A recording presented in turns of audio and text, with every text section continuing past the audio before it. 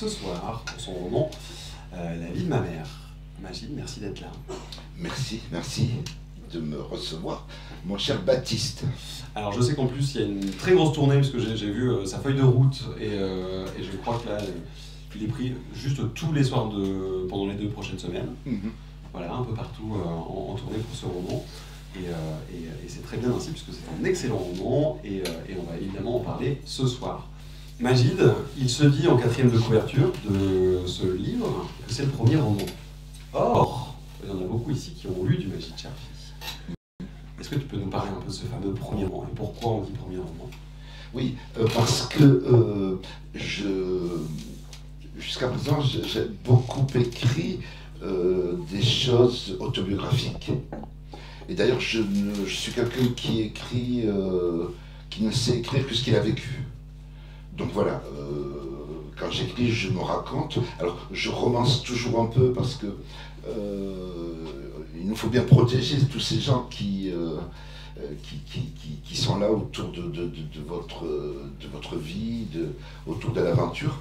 Et donc pour ce roman, pour ce bouquin-là, je suis beaucoup plus centré dans l'imaginaire. C'est-à-dire que donc l'histoire de cette femme, cette Algérienne de 70 ans, qui décide de s'émanciper. Et alors, je savais que maman avait, puisqu'elle m'a quand même beaucoup inspiré, elle et ses sœurs, mes tantes, donc j'ai compris qu'elles avaient toujours rêvé de vivre une autre vie que celle qu'elles ont vécue. Et donc ce que j'ai fait, c'est que j'ai fait vivre à ma mère ce qu'elle aurait aimé vivre. Donc cette espèce de parcours initiatique qui l'a fait se chausser en Adidas, en pantalon, se maquiller les yeux, etc. Donc voilà, il y a toute une part d'imaginaire, mais en même temps, c'est ce qu'elle aurait aimé vivre. Donc j'ai écrit ce que maman aurait aimé vivre, et elle fait partie de ces femmes qui ont réprimé des désirs, et donc voilà, une vie leur a échappé, et il se trouve qu'à la fin, et c'est un peu ce qu'a inspiré ce bouquin, à la fin, il y a des choses qu'on perçoit. Ah ben oui, elle aurait aimé ne pas être que mère. Voilà. Voilà pourquoi roman. Une part d'imaginaire assez étendue. C'est bien le cas. Et donc on suit, parce que c'est vrai qu'on n'a pas beaucoup raconté le roman, mais je vais le résumer légèrement et rapidement. Donc on suit une espèce d'anti-héros, un homme un peu perdu. Oui. Ancien chef de cuisine, sauf que là ça va pas très bien professionnellement, et qui, suite au décès du papa de son meilleur copain, on peut le dire comme ça, ouais, se dit en fait moi ça fait très longtemps que je n'ai pas vu ma mère. Et surtout il croise cette fameuse mère qui est celle qui fait le deuil de son ami, et ça lui fait une petite piqûre de rappel, parce que c'est quand même un fils indigne. Il est sans pitié. Ah oui. Ah bah oui, vous trouvez? Ah oui. Oui. Alors peut-être que, disons, je dirais un fils désespéré qui a rêvé d'avoir avec sa mère un rapport d'égal à égal. Oui, c'est ça. Et donc au bout de 60 ans, déjà, alors il se dit, il faut que je fasse connaissance avec cette femme. Et c'est quand même marrant d'être le fils d'une mère et de se dire au bout d'un demi-siècle, mais qui est cette femme, qui est ma mère? Parce qu'il se doute qu'elle est quelqu'un d'autre.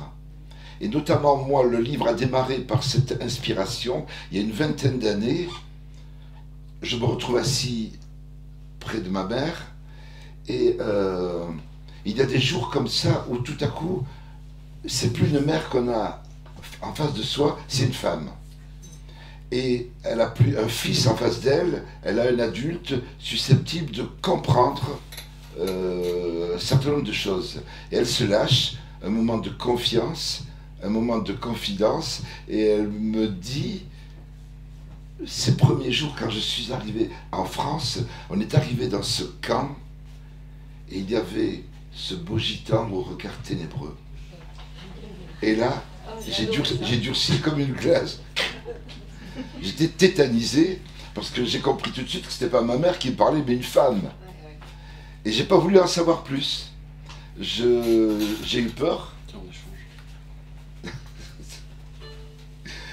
je vois Julie comme ça qui... On m'entend pas, on m'entend pas. Non, mais le micro était éteint. Ça va? Oui. Et donc quand elle me raconte ça, tout de suite j'ai été tétanisé et je voulais pas en savoir plus. Et alors j'ai compris qu'en fait je tenais mon personnage d'un gars qui a quinquagénaire plus et qui voudrait avoir une femme en face de lui, mais quand la femme s'exprime, il veut tout de suite que ce soit sa mère. Parce qu'il veut quand même garder sa maman, mais en même temps, il voudrait se forcer à avoir une espèce de rapport émancipé. Donc voilà, tout démarre par ces espèces d'anecdotes comme ça qui se sont faufilées ces 20 dernières années. Et notamment, je vous en raconte une, elle est en train de faire sa prière, comme ça. Moi, je suis à côté, je bois mon café. Elle finit sa prière, elle fait un soupir. Plein le cul. Et moi, dans ma tête, victoire, elle croit plus en Dieu. Et chez nous, bon, on est cette espèce de singularité qu'elle a 7 enfants et les 7 sont athées et portent de la gauche à l'extrême gauche. Pour une mère musulmane et algérienne, c'est le pire des malheurs, c'est l'enfer assuré pour 1000 ans, je dirais, et plus. Et toutes ces choses, évidemment, ont provoqué chez moi enfin, en tout cas, il y a eu cette question, mais est-ce qu'il existe des mères qui ne sont que mères? Est-ce qu'en réalité, il n'y a pas une femme partout? Et même chez tous ces fils qui voudraient que, oh maman, maman chérie, modèle, maman sacrificielle, maman qui fait tout, qui me fait mon petit café, qui me borde, qui me console, etc. Est-ce qu'ils se disent jamais à un moment donné, mais maman se dit, plein le cul. Bon, à la fois pour mon roman de Dieu et de ses propres enfants. Et qu'il arrive à des mamans de gerber leur progéniture et à des enfants de dire mais quelle connasse en passant à maman. Et comme c'est ce qui nous est arrivé à maman, moi et mes frères et sœurs, j'ai dit oui, il faut raconter cette histoire. Alors notamment pour ceux qui sont dans un univers musulman, parce que dans l'univers musulman, on sacralise la mère encore plus parce que, alors nous, on est des enfants de l'immigration, on est perforés, on est fracturés de par l'exil, de par des troubles d'identité. Et comme on se sent mal, du coup, on veut davantage que la mère soit une sainte, un peu pour exorciser toute cette fracture dont on est porteur. Et plus on est fragile, plus on se sent mal, et plus on veut que sa maman soit idéale. Et alors, je raconte une dernière, pardon.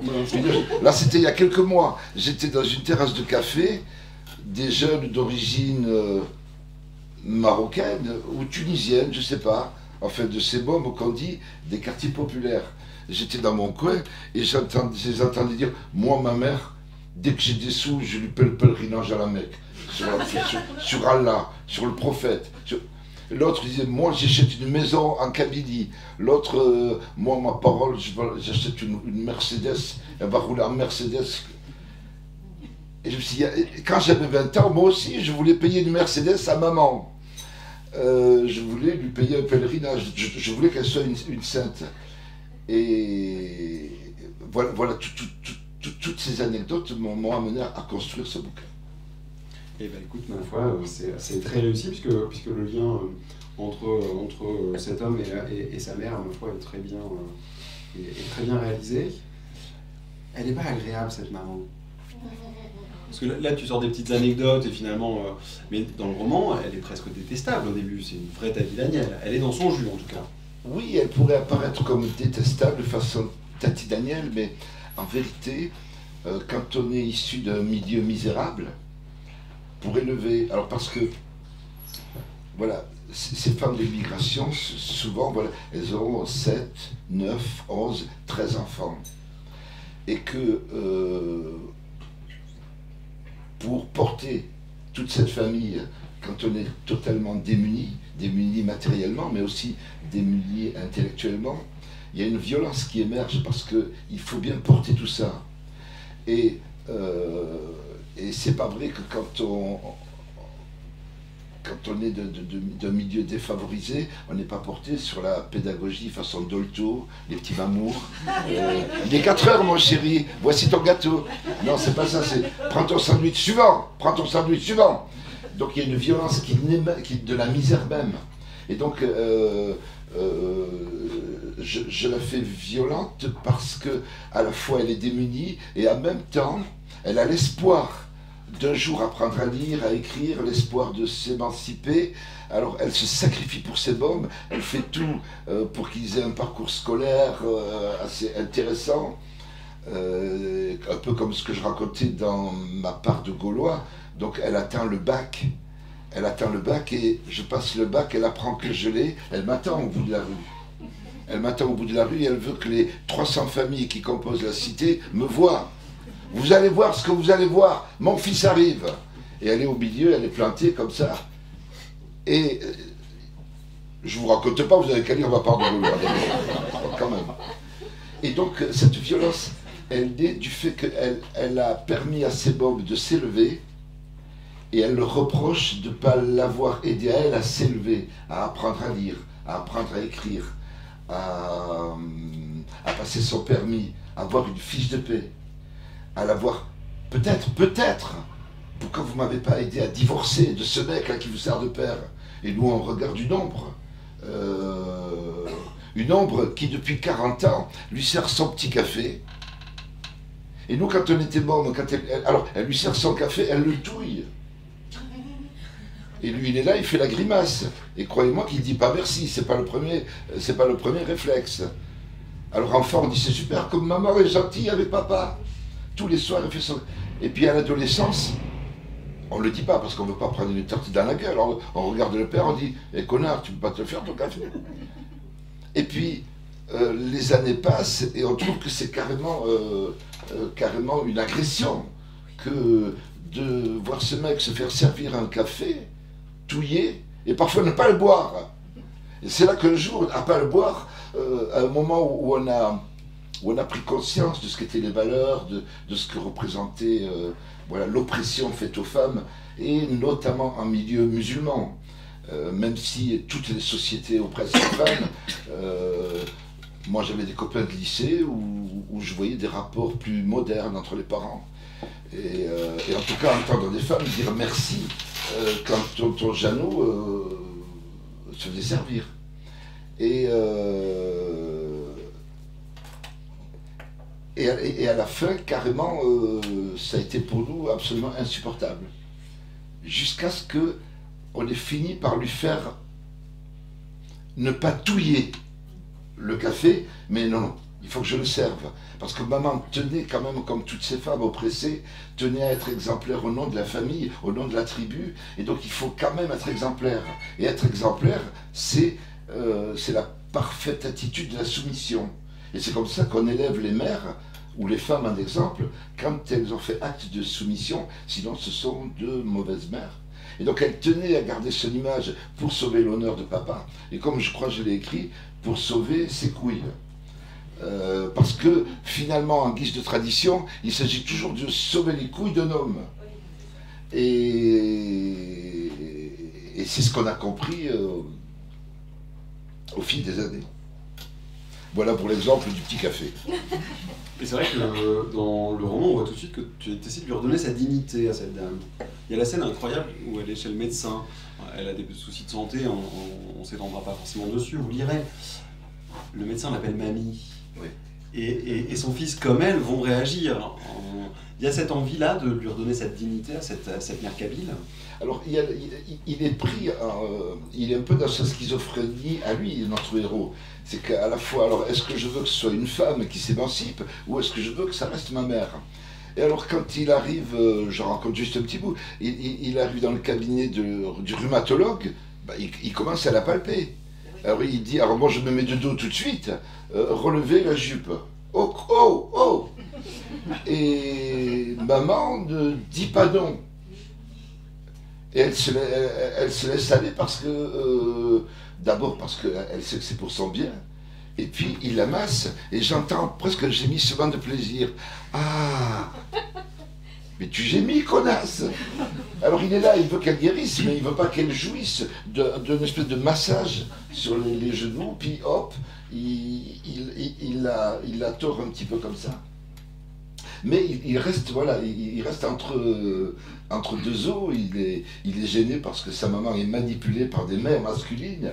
Maman apprécie ça, ce qui le violente.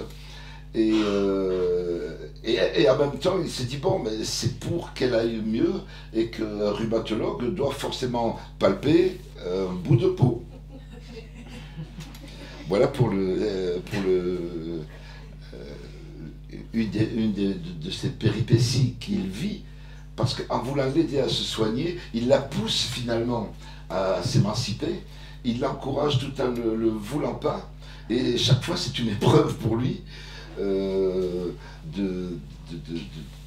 voilà, de se dire jusqu'où je veux perdre ma mère, jusqu'où je veux avoir un rapport d'égal à égal. Est-ce qu'il ne faut pas en réalité perdre sa mère un jour et avoir quelqu'un en face de soi qui soit un adulte? Et c'est là que la question est posée, et moi je la pose notamment dans nos milieux à nous qui sont musulmans, parce que voilà, l'islam n'a pas réussi à se séculariser. Et donc on vit quand même avec des Français, bon, des Français qui bon, ne croient plus trop en Dieu, ne vont pas trop à l'église, on finit par adhérer à l'idée de croire en l'homme peut-être plus qu'à Dieu, en la République plus qu'au ciel. Et nous, on est là, raccrochés au ciel, et donc, alors c'est pas tant, on peut dans des pays musulmans se raccrocher au ciel, mais tout l'intérêt finalement, c'est que quand ces gens sont mélangés, et quand on vit ensemble, et je dirais presque quand on est français, et c'est là toute la question, c'est que on est comme une nation, mais avec une espèce de précipice qui sépare, qui la coupe en deux. Qui la coupe en deux. Et donc, est-ce qu'on doit faire nation? À quel prix est-ce qu'on doit faire nation? Et le drame, c'est de vivre côte à côte avec ceux qui ont sécularisé la religion et ceux qui la ramènent en priorité. Et c'est un peu ce qui se passe dans la société d'aujourd'hui, où on voit des mômes, je vois Zouli qui est là, qui n'est pas ma compagne, elle est comment dirais-je, mon impresario jusqu'à 20h, après ça redevient ma meuf. Donc il faut savoir aussi entrer dans la modernité du couple. Donc jusqu'à 20h, vous me verrez obéir au doigt et à l'œil, et après, il y a le fils et sa maman. Il y a ces névroses-là. Et alors, un neveu à elle vient la voir et dit « Quoi? Tu fais pas la prière? Il était tétanisé. » Il a 12 ans. Ses grands-parents sont français. Donc, on était effarés, elle et moi, on s'est dit « Mais il y a un problème. On va droit, mesdames, messieurs, vers un gouffre. » Parce que nous qui sommes de la seconde génération, on a adhéré aux valeurs de la République, on a aspiré à la passion française, on a cru à une génération, la nôtre, qui aurait été laïque, antiraciste, féministe, progressiste. Et en bout de course, on se rend compte qu'il y a une vaste machine arrière où on voit des milliers de femmes de 10 à 70 ans voilées, pour mille raisons, mais voilées, pas forcément des raisons spirituelles, mais voilées, des garçons de 10 ans qui font le ramadan, peut-être pas pour la religion, mais qui le font, parce qu'ils sentent bien que ça peut, tiens, si ça peut faire chier la République, je vais jeûner. Et il y a toute une espèce de comportement emmerdant, emmerdeur. Alors ce que les connards de certaines chaînes info appellent de l'islamisme, ce n'est que l'idée de contrarier la valeur république, voilà, et l'idée de la laïcité. C'est une petite question. Pourquoi avoir choisi dans votre personnage, le personnage principal, de l'avoir coupé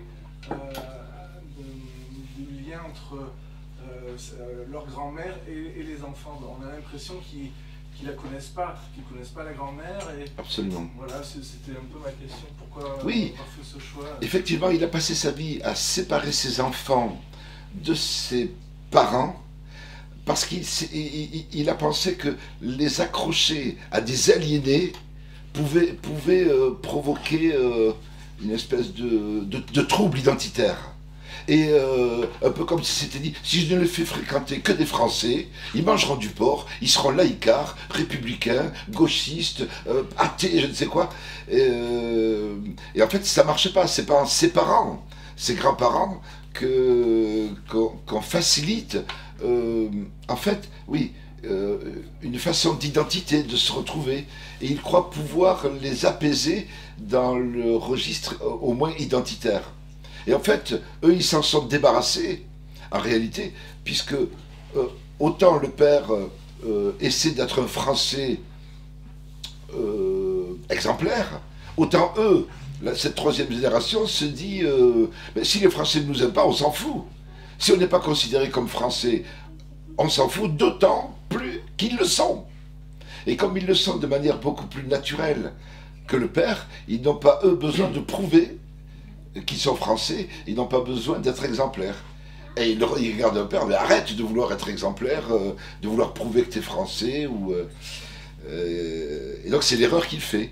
Et puis tout à coup, d'ailleurs, puisqu'il a besoin de retrouver sa mère, donc il la ramène dans son giron, et les mômes le regardent en disant, mais tu fais quoi? Alors, on a une grand-mère ou on n'en a pas?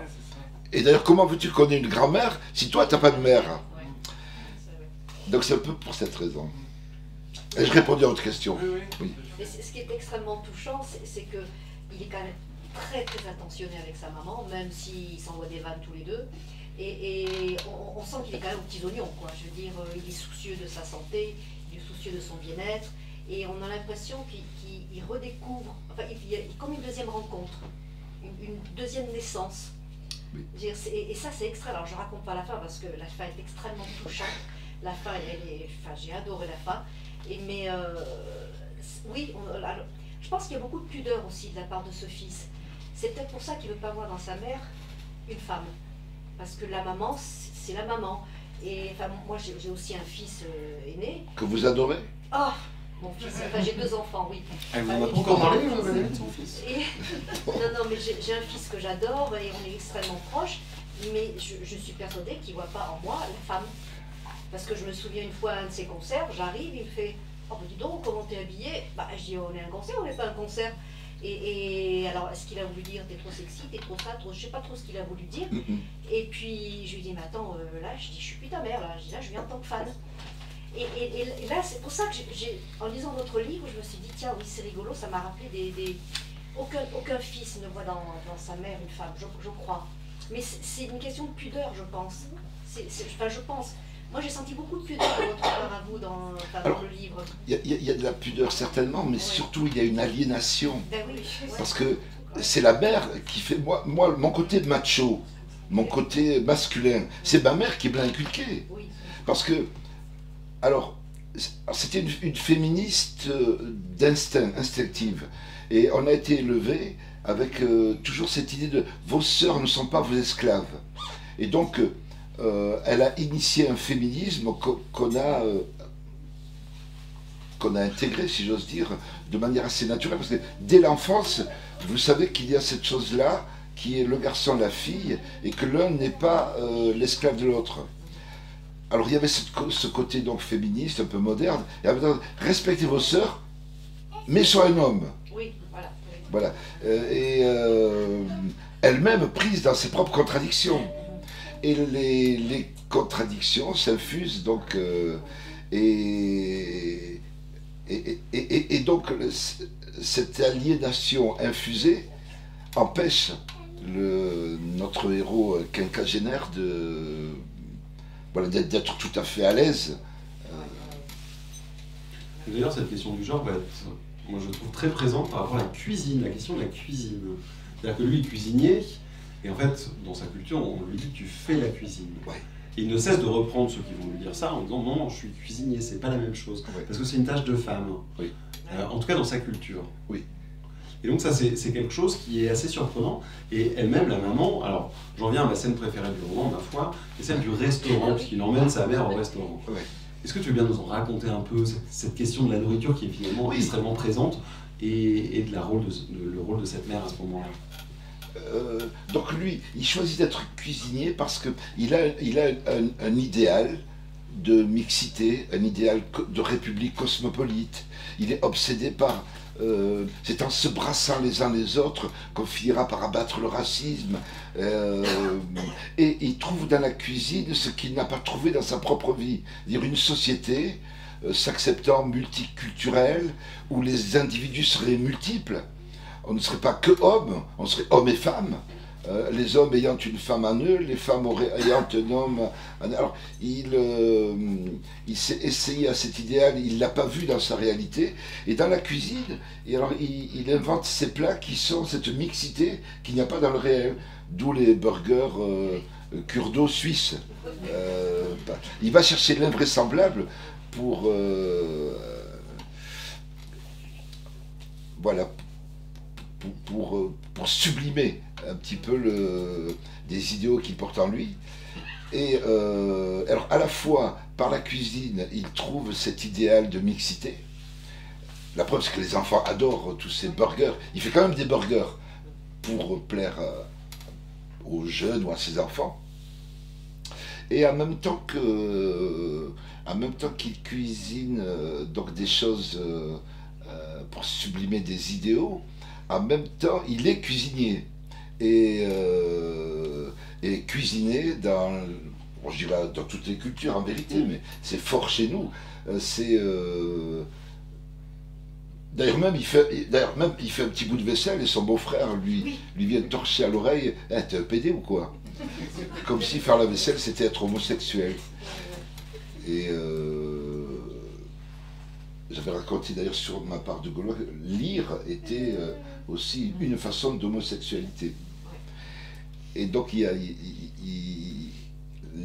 cuisine, c'est un peu ça, c'est à la fois ce métier qu'il choisit, qui ne le fait pas viril aux yeux de ses frères, de la cité, et même de sa mère, qui lui dit mais non, mais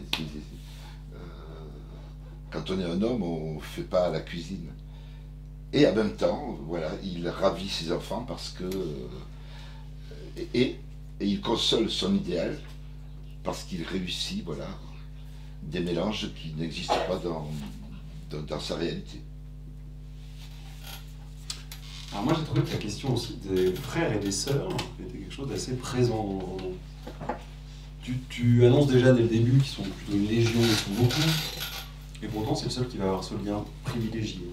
En tout cas au début. Est-ce que c'est quelque chose que tu ressens aussi dans ta propre famille, c'était quelque chose que tu avais envie de raconter, le lien très différent entre chacun d'entre eux? Alors, il est plus avenant envers sa mère, mais en fait, il y a des résistances quand même. Et puis après, évidemment, tous ses frères et sœurs, et même les filles devant ce parcours d'émancipation de la mère, les filles même disent bon, elle va pas un peu trop loin. Et les garçons, bon évidemment, c'est un peu voilà le fruit d'une éducation, le fruit d'une aliénation, que de vouloir que la mère reste mère. Et que même en ayant des idées avancées, en bout de course, on est là en voulant, bon oui, ok, tu portes une jupe, tu mets du bleu aux paupières et tu te fais couper les cheveux, mais est-ce que tu peux rester quand même un peu maman? Et alors, voilà, ils sont plus ou moins...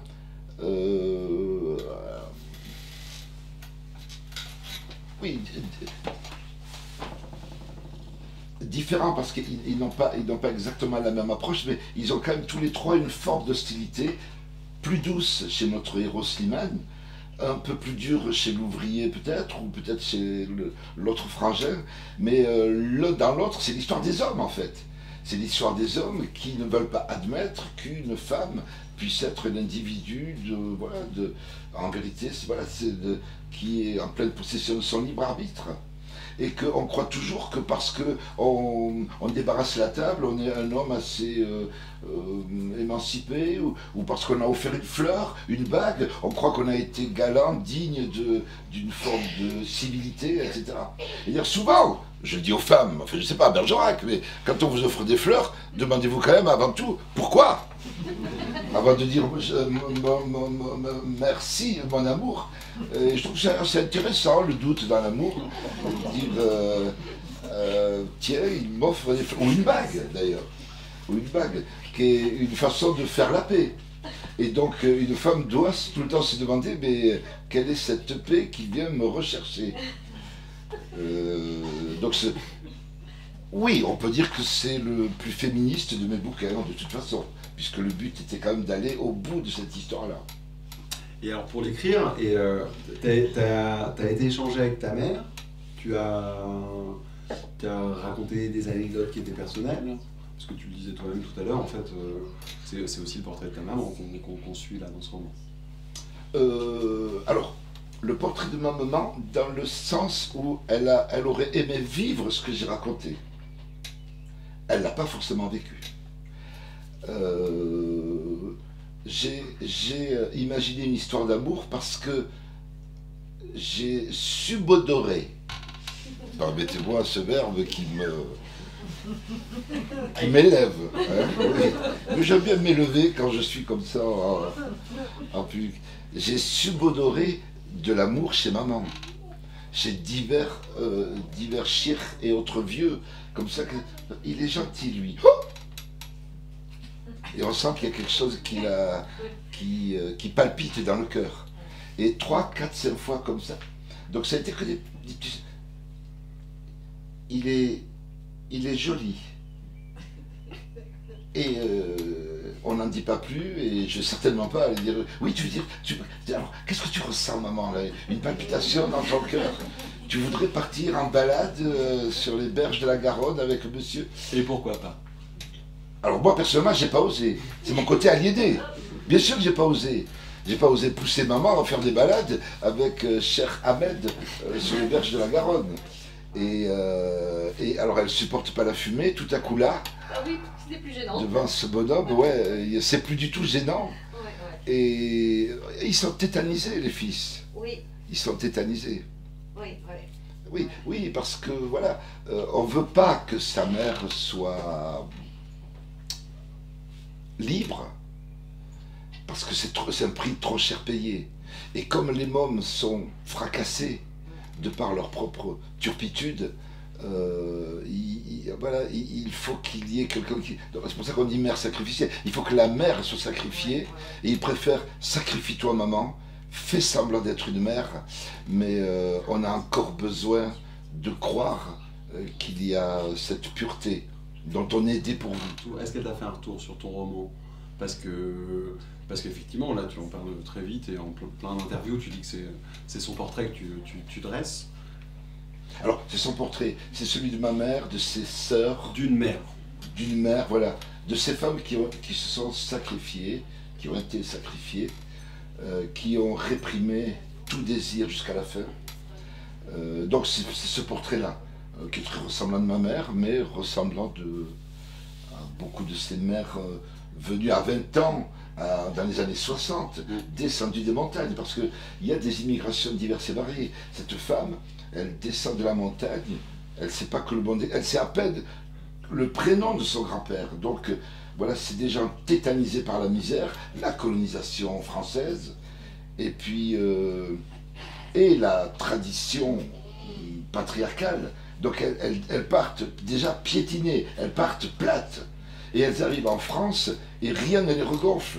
Et c'est intéressant de se dire, tiens, la France, exemple parmi les exemples de démocratie, de république, de droit, d'équité, etc., et bien pendant 60 ans, jamais cette république idéale d'égalité, de liberté, de fraternité n'a permis à ma mère d'apprendre. Parce que si les mômes ne l'ont pas fait, la république ne lui a pas donné les moyens, et elle reste 60 ans sans parler français, ou alors le baragouiner.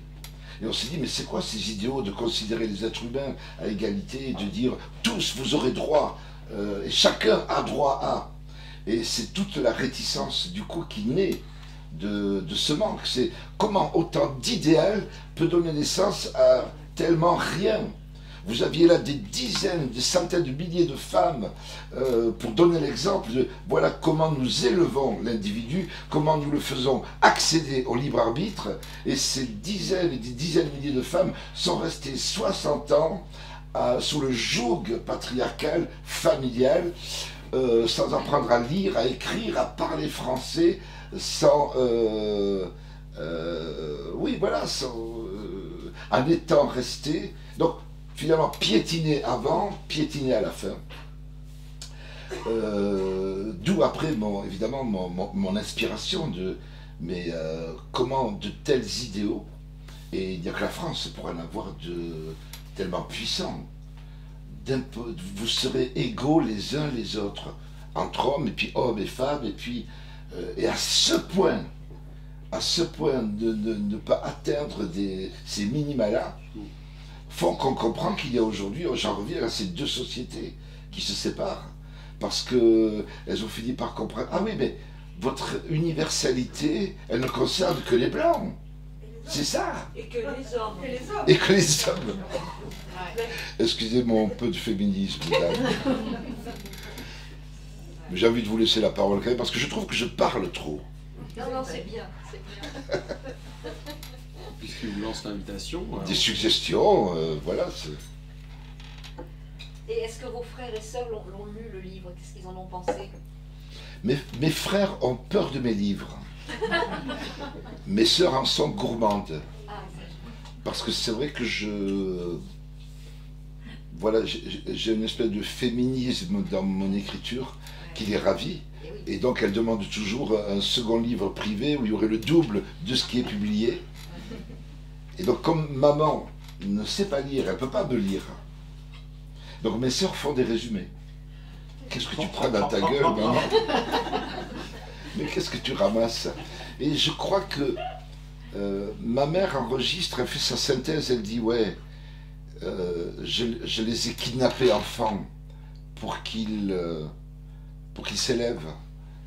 Et donc, elle a organisé une armée secrète d'assistantes sociales, d'assistantes en économie familiale, de religieuses, de curés qui venaient à la maison. Tous ces gens-là venaient à la maison pour un soutien scolaire permanent. Et elle n'admettait pas qu'il puisse y avoir des vacances à Pâques, Noël, juillet, août. Et bien vous ne le croiriez pas, on passait des années sans voir Pâques, Noël, juillet, août.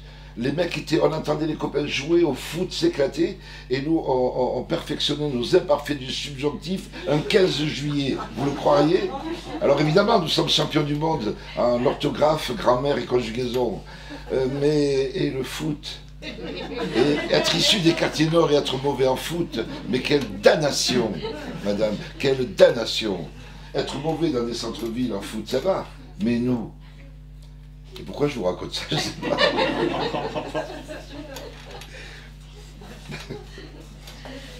Là, parce que visiblement, elle intégrait beaucoup de monde et qu'elle faisait venir beaucoup de monde pour vous former. Voilà, c'était... Pour vous mettre aux valeurs de la République. Alors, je ne sais pas si c'était les valeurs de la République, mais c'était le savoir. C'était le savoir. Comme si, voilà, parce qu'elle le pensait pour elle. Je crois qu'elle comprenait que, n'ayant pas le savoir, elle ne pouvait pas, elle, s'élever, et qu'en réalité, il ne faut pas compter sur ses enfants. Donc elle l'a fait de manière maternelle, instinctive, etc. Mais sa leçon à la fin de ses jours, c'est il ne faut pas compter sur les enfants. Donc, c'est donc, de manière indirecte, il doit y avoir une société qui permette aux plus démunis de s'élever. Et bien, voilà, pour l'immigration maghrébine, musulmane, africaine, ça n'a marché en rien. Et j'en veux pour preuve le fameux mai 81, je ne sais pas si vous étiez comme moi à la victoire de François Mitterrand, comme ça, parce qu'on s'était dit la gauche arrive au pouvoir, le racisme va disparaître de la surface de la terre. Je crois que je l'ai cru. On était désespérés de la voir arriver au pouvoir, cette gauche. Et puis tous les copains qui étaient dans des partis voilà, de gauche ou plus, tu vas voir Magid, tu vas voir. Vous avez fait un lapsus, vous avez dit on était désespérés. J'ai dit ça? Oui. C'est excellent. Alors, Après, c'est très compliqué parce que François Mitterrand, il avait quand même une histoire en guerre, dans la guerre d'Algérie aussi. C'est très compliqué aussi. Et tout à fait. Oui, alors je me corrige. On désespérait de voir l'égalité. Mais oui, alors évidemment, entre-temps, on a appris que François Mitterrand avait été ministre de la guerre, de l'Intérieur. Je fais pas mal de lapsus, je suis pas bon ce soir. Et qu'il avait fait couper la tête à toute la résistance algérienne. Et alors, mais pour nous, voilà, c'était la gauche en 81, et on a espéré, on s'était dit, presque de manière caricaturale, nous les Arabes, on va être traités en frères, peut-être vont-ils nous demander pardon pour la maltraitance. Et pas du tout. Et donc la seconde génération s'est levée avec la marche pour l'égalité qu'on a appelée marche des beurs en 83. On est venu exiger l'égalité des droits. Et en retour, on a eu une carte de résidence pour nos parents. Ça voulait dire comme une espèce de sas, un délai de latence pour évaluer le degré de solubilité de l'arabe dans la République. Parce que nous lisons entre les lignes.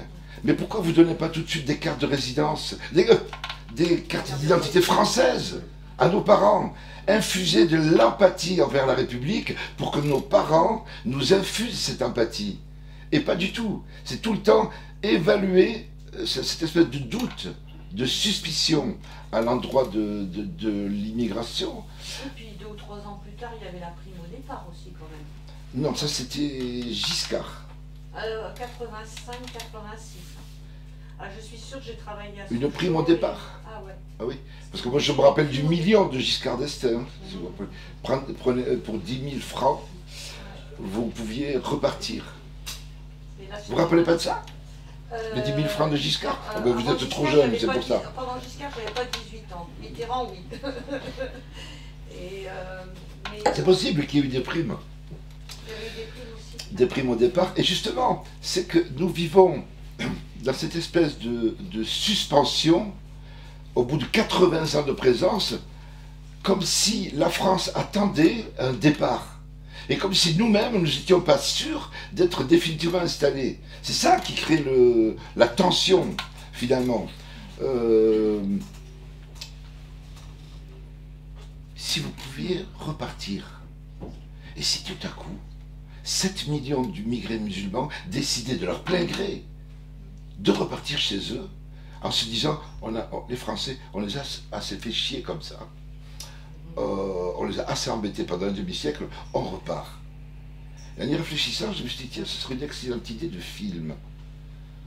Un départ libéré, la France, et on vit, je vous dis, dans cette espèce de suspension, comme si les Français pensaient encore qu'il pouvait y avoir ce départ général. Ma propre mère, par exemple, au bout de 60 ans, craint que Le Pen arrive au pouvoir et la chasse. Et une immensité de musulmans ont peur de cette idée de l'expulsion, même s'ils sont français depuis 2-3 générations. Il y a cette idée qui traîne dans l'air, qu'on ne serait pas tout à fait... Et donc, s'il y a eu des lois, il a manqué l'étreinte.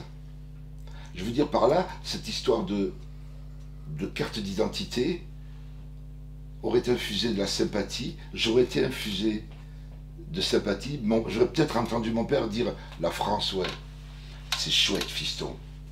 Mais au lieu de ça, et je vous la raconte parce que vous êtes sympa, j'avais 12 ans. Oui, je vous la raconte. Allez, lâchez-vous.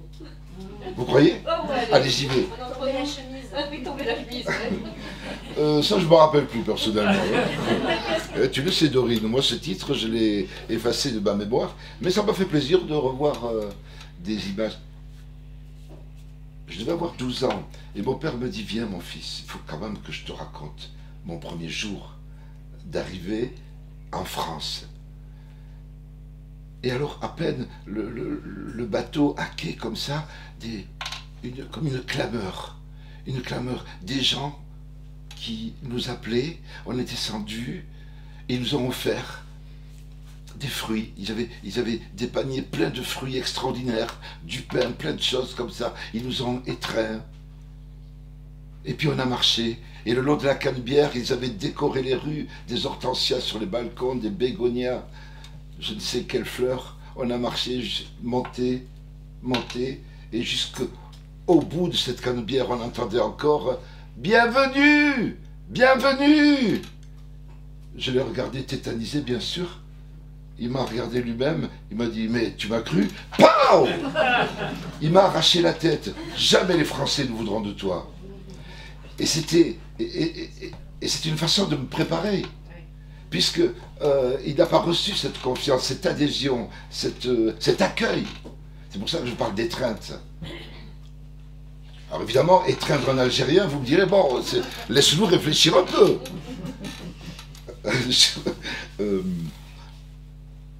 Et c'est ce qui perdure au fond, parce que Mitterrand lui-même, qui ne nous a pas accordé l'égalité des droits, a dit très vite, attention, il y aura un seuil de tolérance. On était déjà trop avant même que d'exister. Puis Rocard est arrivé un jour en disant, on ne recevra pas la misère du monde. Mais nous, on se sent visé parce que cette misère, c'est le tiers-monde et l'Afrique, le Maghreb. Fabius arrive et dit, le Front National pose de bonnes questions, mais il donne de mauvaises réponses. Il ouvrait encore des fenêtres. Bon, Chirac, je ne vous parle pas du bruit et l'odeur, puisque c'est encore en mémoire. Sarkozy qui disait, il en sera fini des moutons qu'on égorge dans le... Il y a toujours. Et alors,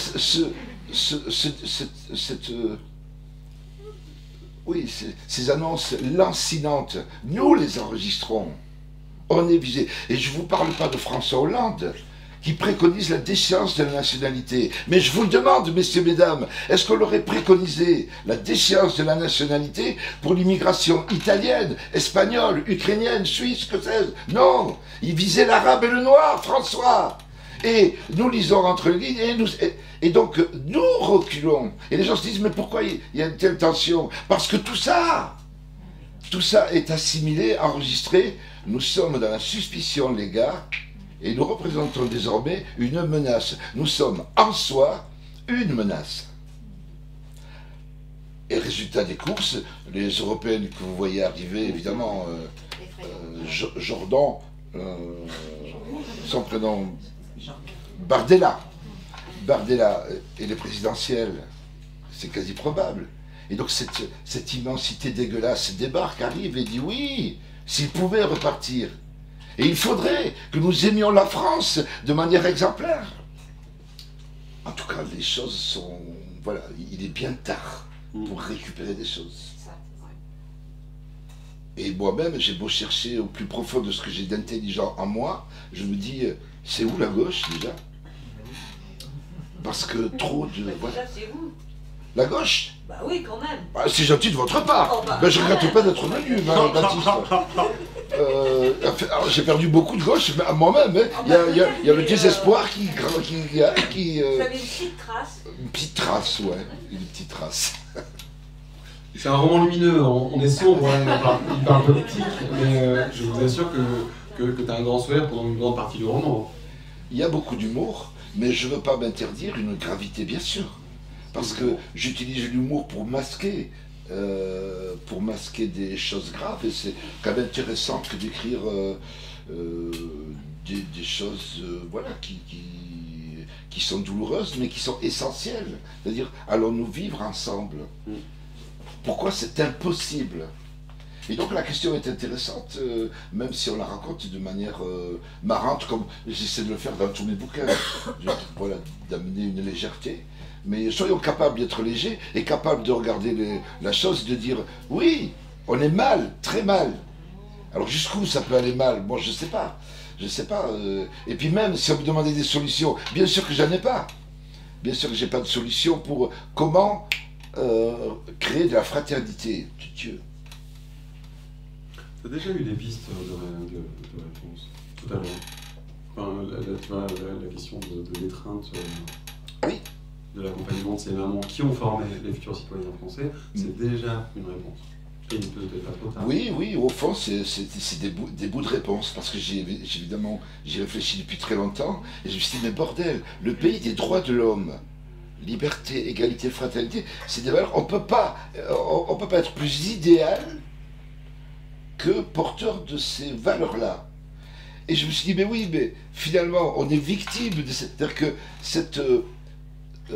cette chose qu'a inventé la France, qui est l'universalisme, elle n'est pas à la hauteur, tout simplement. Vous n'allez pas au bout de vos espoirs. Pourquoi est-ce que quand on est noir, on n'est pas français? En 1900... pardon. Non. Oui, j'ai du retard. Oui, je suis aliéné. Oui, je suis névrosé. Et il me manque une maladie. Schizophrène. Mais cool. Voilà, je ne suis pas coléreux, mais schizophrène. Et donc 2024, oui, quand on est noir, on n'est pas français. Quand on est rebeu, on n'est pas français.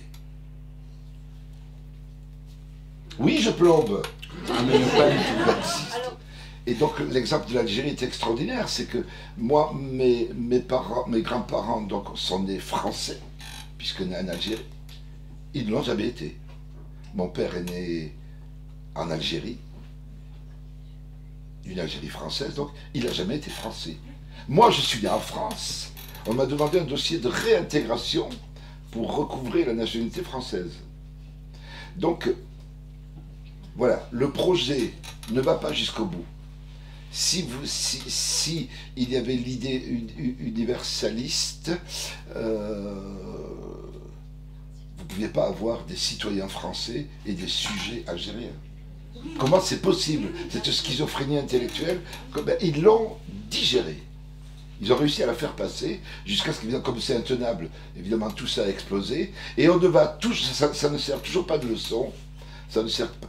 Comment faire en sorte qu'on puisse être noir de peau et faire partie de la société française et être français? C'est incroyable de se dire ça. C'est quand même incroyable. Un Américain noir, il a beau être maltraité, il est considéré comme américain. En France, vous êtes noir, a priori, vous n'êtes pas français. C'est extraordinaire quand on a inventé l'idéal universel. Le problème, c'est pas le noir, c'est le blanc. Excellent. C'est qu'il y a quelque chose d'intériorisé par rapport à ceux qu'on a en face d'eux, nous en tout cas. Comme quoi le noir, le maghrébin, l'asiatique serait fatalement inférieur parce que lui n'a pas été infusé aux droits de l'homme, à l'universalisme, etc. Absolument. Absolument. Donc voilà, alors il s'agit de refonder un récit français. Ce à quoi nous nous attendions de la part de la gauche.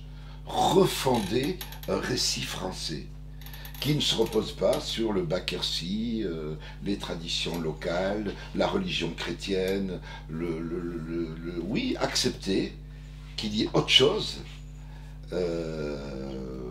qu'il y ait des références autres, et il y a cette peur de perdre ces piliers, alors que le métissage, c'est pas le mélange pour le mélange. Qu'est-ce que c'est au fond? C'est l'idée de la modernité. Parce qu'il y a un mouvement du monde, et que, alors je vois bien, alors là on dit, bon, l'immigration, moi personnellement, je vais vous dire, je ne suis pas contre qu'on ferme un peu la porte, parce que, bon voilà, il semblerait que ce serait raisonnable, je dirais, de ne pas dire on accueille tout le monde. Donc j'en suis venu à cette idée. Oui, on peut je ne suis pas choqué qu'on veuille mettre un frein au mouvement migratoire. Et c'est pas possible, exactement. Exactement, c'est pas possible. Et puis de toute façon, tout le monde ne veut pas venir en France. Beaucoup de monde, madame. Beaucoup de monde. N'ayez pas peur de... Ils veulent pas, hein, parce que... Ils veulent pas? Qui veut pas venir en France? Non, mais ils veulent aller en Angleterre. Ah oui, il y a l'Angleterre aussi. Ils veulent aller en Europe, c'est pas seulement la France. Non, pas seulement la France, je suis d'accord. Mais... Qui qu'il y a besoin de fermer. Hein. Il n'y a pas que Si, madame, si. Je vous assure que rien qu'entre le Maroc, l'Algérie, la Tunisie, ils sont des centaines de milliers à vouloir venir, puisqu'il n'y a pas d'avenir dans ces pays-là pour eux. L'immigration écologique, ça ne se limitera pas au Maghreb. Donc, Et ça ne se limitera pas au Maghreb. Moi, je vous parle des pays cousins. Toute l'Afrique veut monter. C'est ce que je crois. Alors, ça sera la dernière question. Si vous parlez plus fort. C'est quelque chose que j'ai pas connu moi personnellement, des mamans de cet âge en plus, hein, qui vivent toutes seules, effectivement, dans un appartement sans trop de visites. Et pourquoi avoir fait ce choix? Écoutez, je vais vous dire, il me semble qu'il y a de plus en plus de ces mères abandonnées. Parce que les mômes en ont jusque-là de ces femmes devenues âgées, inutiles, et qui ne font remonter à la surface que voilà, toutes sortes de problèmes. Je crains qu'il y ait cet abandon qui ne dit pas son nom. Et que des enfants qui courent derrière mamie pour dire c'est moi qui m'occupe d'elle, ou c'est moi qui vais la récupérer, etc. Je crains que... On n'y court pas, on y va par devoir. C'est quelque chose... Oui. On y va parce qu'on est obligé d'y aller. On peut Oui. même ne pas l'aimer, cette mère. Oui. Mais on y va. On est d'accord. On est d'accord. C'est pas forcément une partie de plaisir. Ou alors j'ai pas compris ce que vous vouliez dire. On l'a trouvée seule un peu, cette maman. Oui. Effectivement, Oui. alors qu'elle a plusieurs enfants. En fait. Oui. Pas une réalité. Mais j'avais envie de montrer ça. Les fratries, alors ces fratries qui sont quinquas et plus, hein, je parle de ça, c'est... parce que voilà, l'épuisement de la réalité, des réalités sociales, économiques, identitaires, elles sont à l'abandon. Et alors pour les musulmans, évidemment, les EHPAD... c'est déjà pas le pied pour les Français, mais pour nos mères musulmanes avec leurs coutumes, etc., c'est l'enfer. Le débat il est prégnant là, et je crains qu'il y ait cette seconde génération l'idée de au rencard les mémés. Voilà. Merci beaucoup. Alors ça tombe bien, moi j'avais prévenu dans la librairie que je faisais plus d'animation en littérature, et finalement on parle politique, je suis désolé, je présente mes excuses mesdames. Je présente aussi mes excuses à tous Merci ceux qui beaucoup sont Agile. intéressant. Moi j'ai fini de travailler, mais lui il est toujours là pour dédicacer et pour échanger d'une manière plus directe. Oui, de manière souriante aussi. Et souriante évidemment, je vous rappelle évidemment le petit verre de l'amitié, et merci à tous de votre attention.